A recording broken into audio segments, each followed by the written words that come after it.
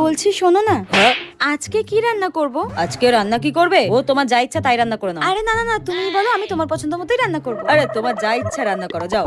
না না না, তুমিই বলো।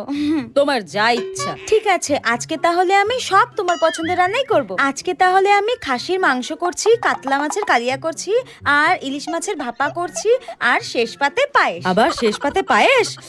তুমি যদি এর বাইরেও আরো কিছু খেতে চাও আমাকে বলো, আমি সব রান্না করে দেবো, আমি সব করে দেবো। বিয়ের 1 বছর পর লা লা লা। এই রাতের রান্নার কি হবে?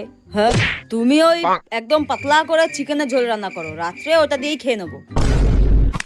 হ্যাঁ চুপচাপ রান্নাটা গিয়ে করে ফেলো। হ্যাঁ আমি টিকটক করতে যাচ্ছি, ঠিক টাইমে খেতে ডাকবে বলে দিলাম।